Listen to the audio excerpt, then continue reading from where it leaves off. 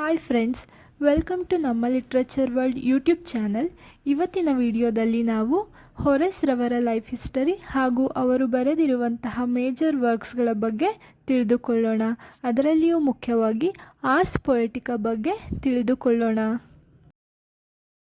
About Horace. Full name Quintus Horatius Flaccus, ಅಂದರೆ Horace ರವರ ಪೂರ್ಣ ಹೆಸರು Quintus Horatius Flaccus. Next, lived 65 BC to 8 BC, ಅಂದರೆ ಇವರ ಜೀವಿಸಿದ ಕಾಲಾವಧಿಯನ್ನು ನಾವು ನೋಡೋದಾದರೆ ಕ್ರಿಸ್ತಪೂರ್ವ 65ರಿಂದ ಕ್ರಿಸ್ತಪೂರ್ವ 8. ಇವರು Roman poet, philosopher and critic ಆಗಿದ್ದರು. ಅಂದರೆ ಇವರು ರೋಮನ್ನ ಕವಿ, ತತ್ವಜ್ಞಾನಿ ಮತ್ತು ವಿಮರ್ಶಕರಾಗಿದ್ದರು. Work Ars Poetica or the art of poetry. ಇವರು ಬರೆದಿದ್ದಂತಹ ಕೃತಿ ಅಂದರೆ ಆರ್ಸ್ ಪೊಯೆಟಿಕಾ, ಅಥವಾ ಇದನ್ನು ದಿ ಆರ್ಟ್ ಆಫ್ ಪೊಯೆಟ್ರಿ ಎಂದು ಸಹ ಕರೆಯಲಾಗುತ್ತದೆ.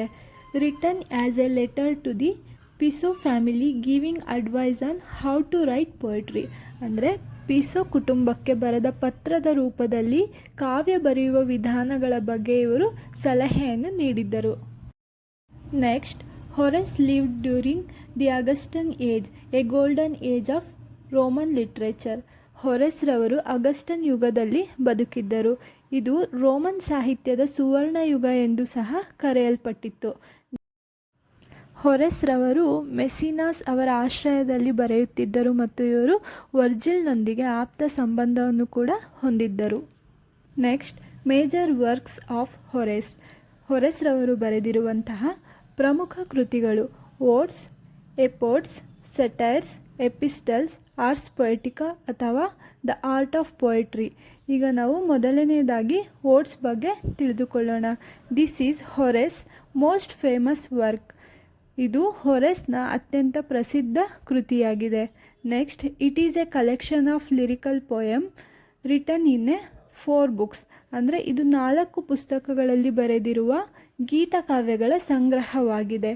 The poems talk about love, friendship, nature, music, patriotism and the joy of simple life, ಅಂದರೆ ಈ ಕವಿತೆಗಳು ಪ್ರೀತಿ, ಸ್ನೇಹ, ಪ್ರಕೃತಿ, ಸಂಗೀತ, ದೇಶಭಕ್ತಿ ಮತ್ತು ಸರಳ ಜೀವನದ ಆನಂದದ ಬಗ್ಗೆ ಮಾತನಾಡುತ್ತದೆ.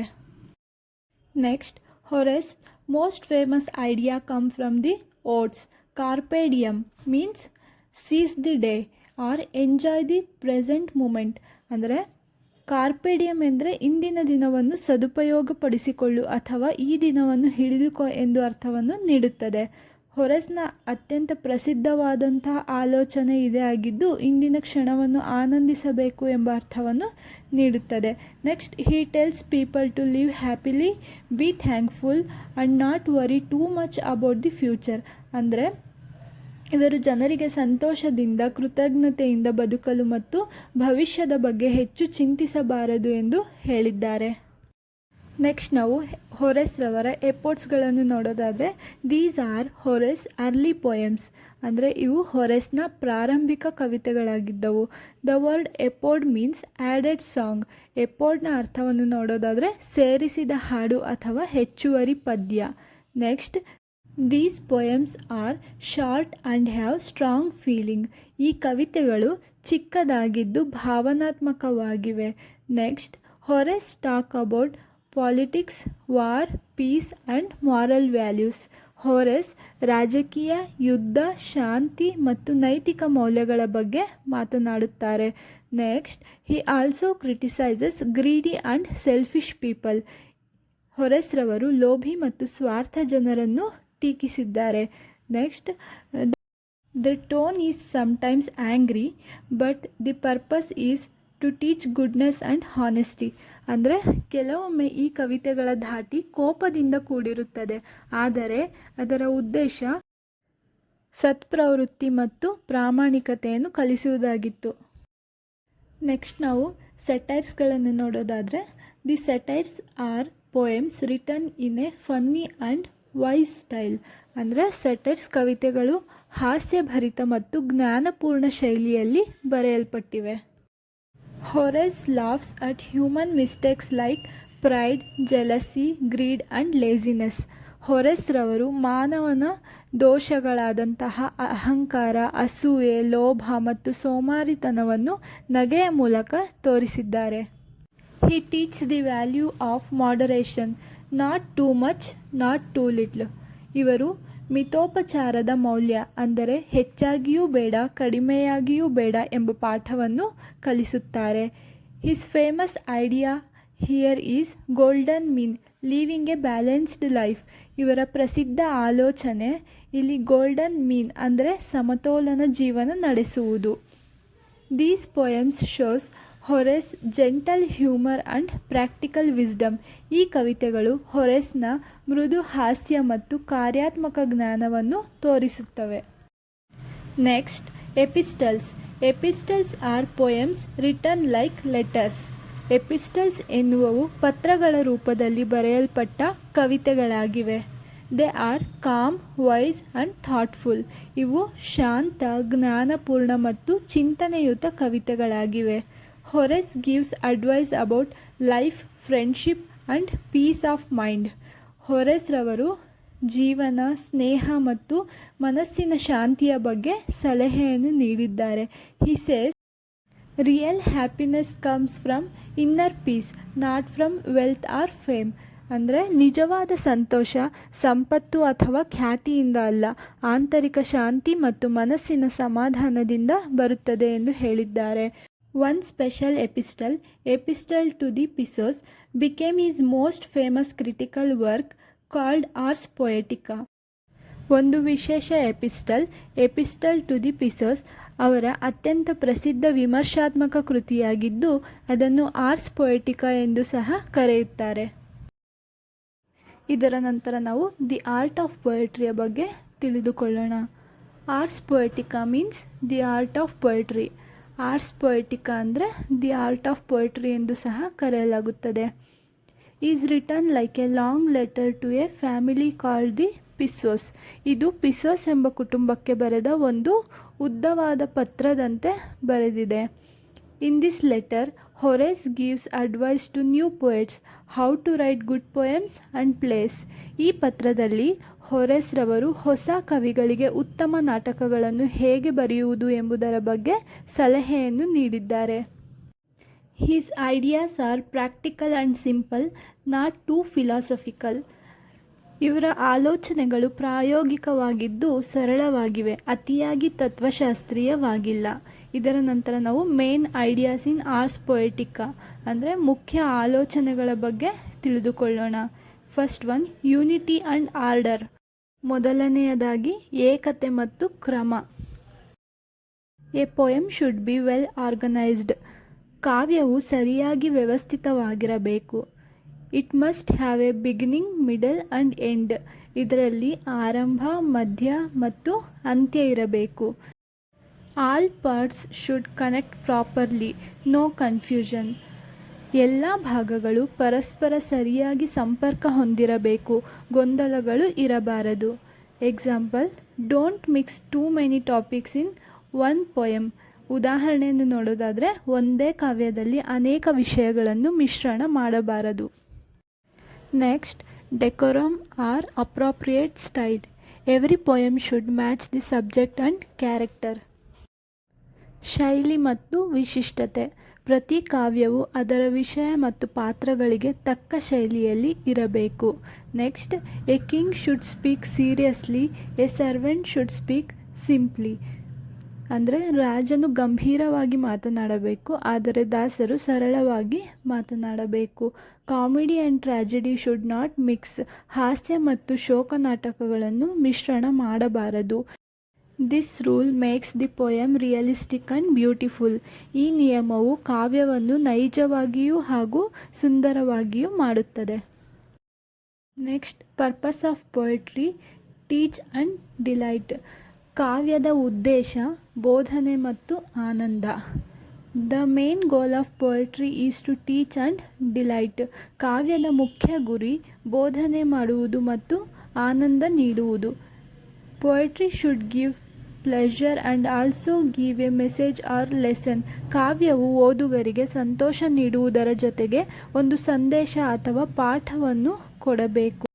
A good poem touches both heart and mind. ಒಂದು ಒಳ್ಳೆಯ ಕಾವ್ಯವು ಹೃದಯ ಮತ್ತು ಬುದ್ಧಿ ಎರಡನ್ನೂ ಸ್ಪರ್ಶಿಸುತ್ತದೆ. ನೆಕ್ಸ್ಟ್ ಐಡಿಯಾವನ್ನು ನೋಡೋದಾದರೆ nature and art. A poet needs both talent and training. ಅಂದರೆ ಪ್ರಕೃತಿ ಮತ್ತು ಕಲೆ. ಒಬ್ಬ ಕವಿಗೆ ಸಹಜ ಪ್ರತಿಭೆ ಮತ್ತು ಅಭ್ಯಾಸ ಎರಡೂ ಅಗತ್ಯವಾಗಿವೆ. Next, Horace says poets are born but they must also be made. Horace ಹೇಳುತ್ತಾರೆ, ಕವಿಗಳು ಹುಟ್ಟುತ್ತಾರೆ ಆದರೆ ಅವರನ್ನು ರೂಪಿಸಬೇಕಾಗುತ್ತದೆಯೂ ಕೂಡ. This means natural talent is good but practice and study makes it better. ಇದರ ಅರ್ಥ ಸಹಜ ಪ್ರತಿಭೆ ಉತ್ತಮವಾದದ್ದು, ಆದರೆ ಅಭ್ಯಾಸ ಮತ್ತು ಅಧ್ಯಯನ ಅದನ್ನು ಇನ್ನಷ್ಟು ಉತ್ತಮಗೊಳಿಸುತ್ತದೆ. ನೆಕ್ಸ್ಟ್ ಐಡಿಯಾ ನೋಡೋದಾದರೆ imitation of the Greeks. Horace says poets should learn from great Greek writers but not copy them blindly. ಇದರ ಅರ್ಥ ಗ್ರೀಕ್ ಕವಿಗಳ ಅನುಕರಣೆ. ಹೊರೆಸ್ ರವರ ಪ್ರಕಾರ ಕವಿಗಳು ಗ್ರೀಕ್ ಲೇಖಕರಿಂದ ಕಲಿಯಬೇಕು, ಆದರೆ ಅವರನ್ನು ಅಂಧವಾಗಿ ನಕಲಿಸಬಾರದು. Next, they should take ideas and make something new in their own style. ಅವರು ಅವರಿಂದ ಆಲೋಚನೆಗಳನ್ನು ಪಡೆದು ತಮ್ಮದೇ ಶೈಲಿಯಲ್ಲಿ ಹೊಸದನ್ನು ಸೃಷ್ಟಿಸಬೇಕು. ಹೊರೆಸ್ ರವರ ಮತ್ತೊಂದು ಐಡಿಯಾವನ್ನು ನೋಡೋದಾದರೆ ಸ್ಟೈಲ್ ಆ್ಯಂಡ್ ಲ್ಯಾಂಗ್ವೇಜ್. ಶೈಲಿ ಮತ್ತು ಭಾಷೆ. The language should be clear, simple and natural. ಭಾಷೆಯು ಸ್ಪಷ್ಟ, ಸರಳ ಮತ್ತು ಸಹಜವಾಗಿರಬೇಕು. Avoid difficult or unnecessary words. ಕಠಿಣ ಅಥವಾ ಅಗತ್ಯವಿಲ್ಲದ ಪದಗಳನ್ನು ತಪ್ಪಿಸಬೇಕು. New words are okay but they must fit the meaning. ಹೊಸ ಪದಗಳನ್ನು ಬಳಸಬಹುದು, ಆದರೆ ಅವುಗಳ ಅರ್ಥಕ್ಕೆ ಸರಿಯಾಗಿ ಹೊಂದಿಕೊಳ್ಳಬೇಕು. ಹೊರೆಸ್ ರವರ ಮತ್ತೊಂದು ಐಡಿಯಾ ನೋಡೋದಾದರೆ ಅದು ದಿ ಪೋಯೆಟ್ಸ್ ಕ್ಯಾರೆಕ್ಟರ್. ಕವಿಯ ವ್ಯಕ್ತಿತ್ವ. A poet should have good behaviour and wisdom. ಒಬ್ಬ ಕವಿಗೆ ಉತ್ತಮ ನಡೆನುಡಿಗಳು ಮತ್ತು ಜ್ಞಾನ ಇರಬೇಕು. Poetry influences people, so the poet must have moral values. ಕಾವ್ಯವು ಜನರ ಮೇಲೆ ಪ್ರಭಾವ ಬೀರುತ್ತದೆ, ಆದ್ದರಿಂದ ಕವಿಗೆ ನೈತಿಕ ಮೌಲ್ಯಗಳು ಇರಬೇಕು. Next, he should learn about life and emotions to write deeply. ಕವಿ ಜೀವನ ಮತ್ತು ಭಾವನೆಗಳ ಬಗ್ಗೆ ತಿಳಿದುಕೊಂಡಿರಬೇಕು. ಅಷ್ಟೇ ಅಲ್ಲ, ಆಳವಾಗಿ ಬರೆಯುವ ಸಾಮರ್ಥ್ಯವೂ ಕೂಡ ಇರಬೇಕು. ನಾವು ನೆಕ್ಸ್ಟ್ ಕೊನೆಯದಾದ ಒಂದು ಐಡಿಯಾವನ್ನು ನೋಡೋದಾದರೆ rules for drama. A play should have 5 acts. ನಾಟಕದ ನಿಯಮಗಳು. ಒಂದು ನಾಟಕದಲ್ಲಿ 5 ಆ್ಯಕ್ಟ್ಸ್ಗಳು ಇರಬೇಕು. Don't show violent or bloody scenes on stage. ಹಿಂಸಾತ್ಮಕ ಅಥವಾ ರಕ್ತಪಾತದ ದೃಶ್ಯಗಳನ್ನು ವೇದಿಕೆಯಲ್ಲಿ ತೋರಿಸಬಾರದು. Keep characters consistent. They shouldn't suddenly change personality. ಪಾತ್ರಗಳು ಒಂದೇ ಸ್ವಭಾವದಲ್ಲಿ ನಿರಂತರವಾಗಿರಬೇಕು. ಅವರು ಅಚಾನಕ್ ತಮ್ಮ ವ್ಯಕ್ತಿತ್ವವನ್ನು ಬದಲಿಸಬಾರದು. The story should be clear and believable. ಕಥೆ ಸ್ಪಷ್ಟವಾಗಿಯೂ ನಂಬಿಕೆಗೆ ಪಾತ್ರವಾಗಿಯೂ ಇರಬೇಕು. Next, importance of Ars Poetica. Ars ಪೊಯೆಟಿಕಾದ ಮಹತ್ವ. Ars Poetica became a guide book for poets for many years. Ars Poetica ಬಹುಕಾಲ ಕವಿಗಳ ಮಾರ್ಗದರ್ಶಕ ಪುಸ್ತಕವಾಗಿಯೂ ಬಳಸಲ್ಪಟ್ಟಿತು. It influenced English writers like Pope, Dryden and Boileau. ಇದು ಇಂಗ್ಲಿಷ್ ಕವಿಗಳಾದ ಪೋಪ್, ಡ್ರೈಡನ್ ಮತ್ತು ಬಾಯ್ಲ್ಯೂ ರವರ ಮೇಲೆ ಪ್ರಭಾವ ಬೀರಿತು. Even modern writers follow Horace rule. ಇಂದಿನ ಆಧುನಿಕ ಕವಿಗಳೂ ಸಹ ಹೊರೆಸ್ ರವರ ನಿಯಮಗಳನ್ನು ಅನುಸರಿಸುತ್ತಾರೆ. A good poem should teach and delight. Horace ರವರ ಪ್ರಸಿದ್ಧ ನಿಯಮವೆಂದರೆ ಒಳ್ಳೆಯ ಕಾವ್ಯವು ಬೋಧನೆ ನೀಡಬೇಕು ಮತ್ತು ಆನಂದ ಕೊಡಬೇಕು. ಇದು ಆರ್ಸ್ ಪೊಯೆಟಿಕಾ ಕೃತಿಯ ಮಹತ್ವವಾಗಿದೆ. ಕೊನೆಯದಾಗಿ ಹೊರೆಸ್ ರವರ ಫೇಮಸ್ ಕೋಟ್ಸ್ಗಳನ್ನು ನೋಡೋದಾದರೆ the main aim of the poet is to teach and delight. ಕವಿಯ ಉದ್ದೇಶವು ಬೋಧನೆ ಮಾಡುವುದು ಮತ್ತು ಆನಂದ ನೀಡುವುದಾಗಿದೆ. Poets are born but they must also be made. ಕವಿಗಳು ಹುಟ್ಟುತ್ತಾರೆ, ಆದರೆ ಅವರನ್ನು ರೂಪಿಸಬೇಕಾಗುತ್ತದೆಯೂ ಕೂಡ. ಇದು ಹೊರೆಸ್ ರವರ ಲೈಫ್ ಹಿಸ್ಟರಿ ಹಾಗೂ ಅವರು ಬರೆದಿದ್ದಂತಹ ಇಂಪಾರ್ಟೆಂಟ್ ವರ್ಕ್ಸ್ಗಳಾಗಿದ್ದವು. Thank you for watching.